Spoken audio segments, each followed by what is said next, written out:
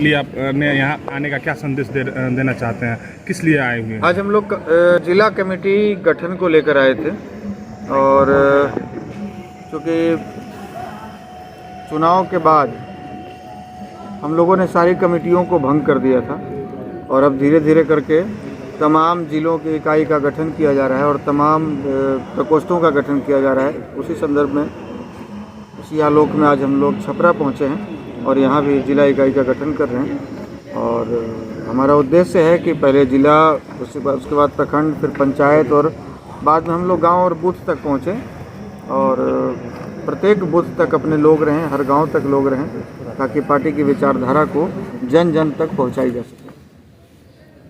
जिस तरीके से बिहार में पार्टी की कार्यकर्ता होनी चाहिए, जोर शोर से पार्टी की जनसलाभ होना चाहिए, लगातार गति में क्यों रुक गया जिस तरीके से स्टार्टअप में चला था? पार्टी कोरोना काल में ही गठन हुआ है पार्टी का और 2 वर्षों तक देश की स्थिति, क्या पूरे विश्व की स्थिति लोगों ने देखा। जमीन पर काम लोग नहीं कर पाए और करना उचित भी नहीं था, क्योंकि हम भी सुरक्षित नहीं थे। हो सकता है हमसे लोग भी सुरक्षित ना हो, लेकिन अब स्थिति सामान्य हुई है तो अब हम लोग विभिन्न जिलों में जा रहे हैं और संगठन को मजबूत कर रहे हैं। और बात रही जिस हिसाब से संगठन की मजबूती की, तो कोई भी पार्टी जब उसका गठन होता है तो उसके पास 100-200 ही सदस्य होते हैं। 100 लोगों का ही एफिडेविट लगता है और इलेक्शन कमीशन में जमा होता है और धीरे धीरे वो अपने आकार को बड़ा करते जाते हैं। अपने कार्य क्षमता के आधार पर, अपने कार्य कुशलता के आधार पर, अपनी कर्मठता के आधार पर, अपनी नीतियों के आधार पर। और आपके सामने उदाहरण है भाजपा। कभी ये कांग्रेस वाले हंसते थे कि आपके पास, आप तो विपक्ष में बैठने के लायक नहीं हैं, और ये कहते थे कि एक दिन ऐसा आएगा कि आप विपक्ष के लायक नहीं रहेंगे, पूरे देश में हमारी सरकार है। तो आज विश्व की सबसे बड़ी पार्टी है। तो शायद यही स्थिति उनकी भी रही हो जब मुरली मनोहर जोशी जी, लाल कृष्ण आडवाणी जी ने इसकी नींव रखी जनसंघ की। सर, शराबबंदी पे क्या कहना चाहेंगे?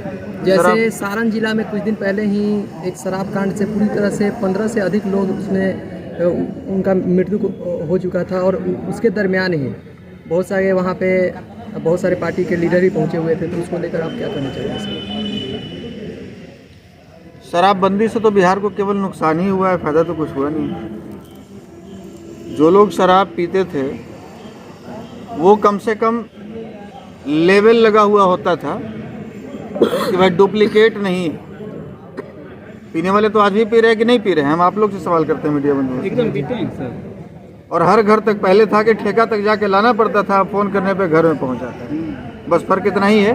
और एक दूसरा फ़र्क क्या है कि पहले जो सरकारी ठेकों से जो राजस्व आती थी सरकार को, वो दिखाना पड़ता था कि हमें शराब से इतना टैक्स आया है और हमने इन विभागों में उसका इस्तेमाल किया है।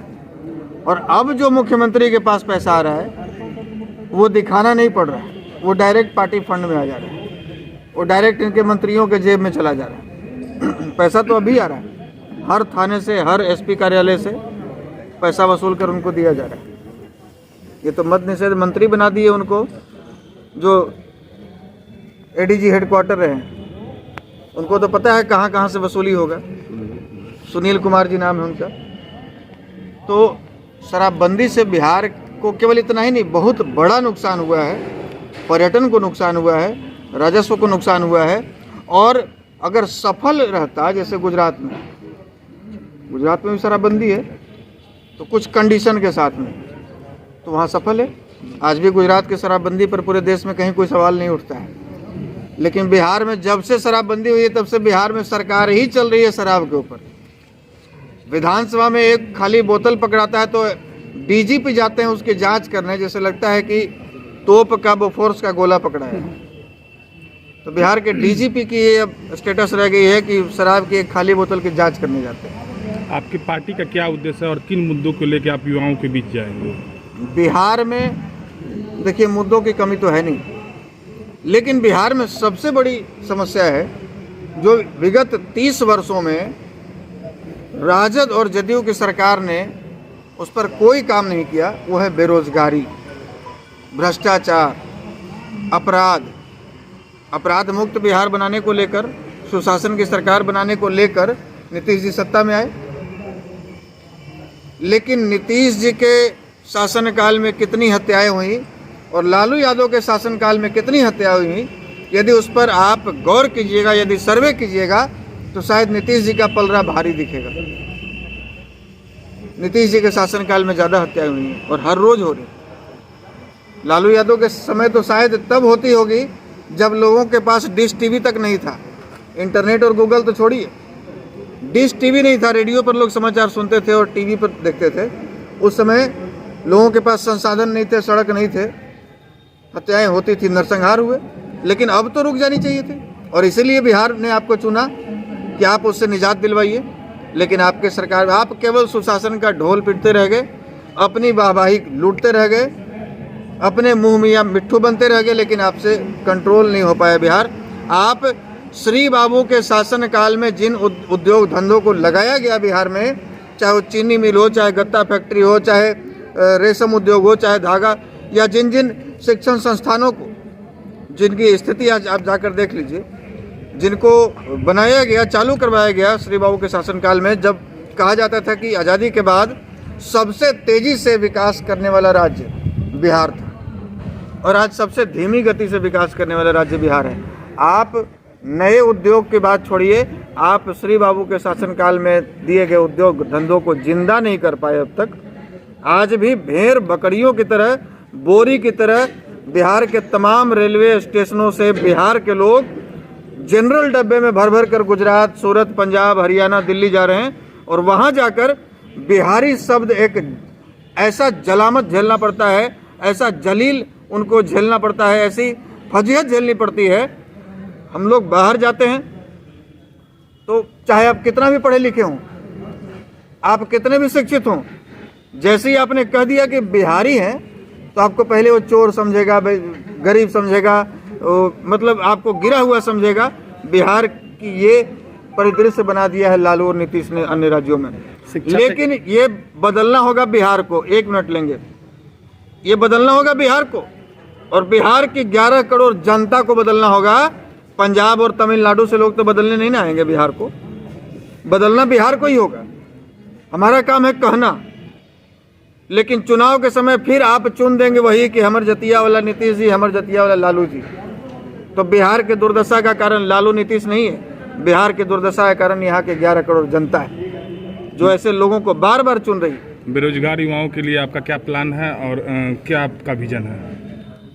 रोड में बिहार में बहुत लोगों को रोजगार दिया जा सकता है, पुराने बंद पड़े उद्योग धंधों को पुनर्जीवित करके। दूसरा, अपराध पर यदि नियंत्रण लगे, टैक्स में कुछ रिलैक्सेशन दे दिया जाए, तो अन्य राज्यों से और अन्य देशों से भी बड़ी बड़ी कंपनियां हमारे यहाँ आकर निवेश कर सकती हैं। लेकिन अभी वो सरकार को टैक्स दे कि गुंडों को टैक्स दे? अभी उनको लगता है कि सरकार को अलग टैक्स देना पड़ेगा, गुंडा टैक्स अलग देना पड़ेगा, नहीं देंगे तो गोली मार दी जाएंगे। अभी सोशल मीडिया पर आप सुन रहे होंगे, एक व्यापारी का वीडियो वायरल हुआ है, उसको धमकी दी जा रही है, ज्वेलरी दुकान वाले धमकी दी जा रही है आज के डेट में, और वो सोशल मीडिया पर आकर कह रहा है कि सुशासन बाबू कहाँ है आपकी सुशासन। तो सबसे पहले जब अपराध और भ्रष्टाचार पर अंकुश लगेगा तो बिहार में रोजगार की कमी नहीं रहेगी। बिहार के लोग तो जाकर पंजाब को विकसित राज्यों की श्रेणी में खड़े कर दिए। बिहारियों की वजह से तो दिल्ली चल रही है, बिहारियों की वजह से तो आर्थिक राजधानी मुंबई चल रही है। बिहार के लोग लेह लद्दाख में जाकर सड़क बना रहे हैं, बिहार के लोग तमिलनाडु में जाकर काम कर रहे हैं, और बिहारी लोग इतने मेहनती हैं कि वो एक दिन स्ट्राइक कर दे तो देश की लाइफलाइन रुक जाएगी। और इस बिहार की ये स्थिति है कि यहाँ लोग, बिहारी शब्द मतलब कभी बिहार हमारा चंद्रगुप्त के लिए, चाणक्य के लिए, कभी श्री बाबू के लिए, इनके लिए बिहार जाना जाता था, और आज बिहार हमारा गाली से संबोधित किया जाता है। किसी अन्य राज्यों वाले को आप बिहारी कह दीजिए, वो आपसे झगड़ जाएगा, वो कहेगा कि हम बिहारी नहीं।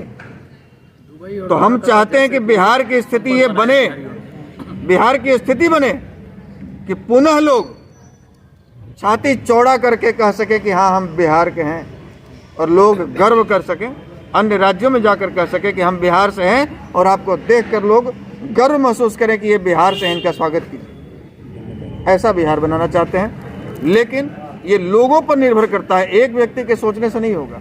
ये तमाम लोगों को सोचना पड़ेगा, जो बिहार के हैं उन्हीं को सोचना पड़ेगा। चंद्रमा, मंगल ग्रह, हरियाणा, राजस्थान और जम्मू कश्मीर से लोग नहीं आएंगे सोचने के लिए। बिहार का भोजपुरी भाषा है, भोजपुरी भाषा को आए दिन अश्लीलता की ओर बढ़ते जा रहा है, और दूसरी चीज़ है कि हमारा क्षेत्रीय भाषा को मनोबल नहीं मिल रहा है, इसके लिए क्या कहिएगा?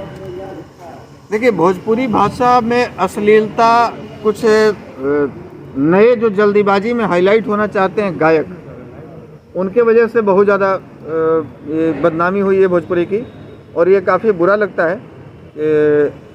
पहले भरत शर्मा जैसे, मदन राय जैसे लोगों का, गोपाल राय जैसे लोगों का, हम लोग भिखारी ठाकुर जैसे लोगों का लोग गीत सुनते थे, तो परिवार के साथ में जब सुनते थे, शारदा सिन्हा जैसे लोग, तो बड़ा अच्छा लगता था, और लगता था कि हम मतलब अपने माटी की गाना सुन रहे हैं, अपने प्रदेश का गाना सुन रहे हैं।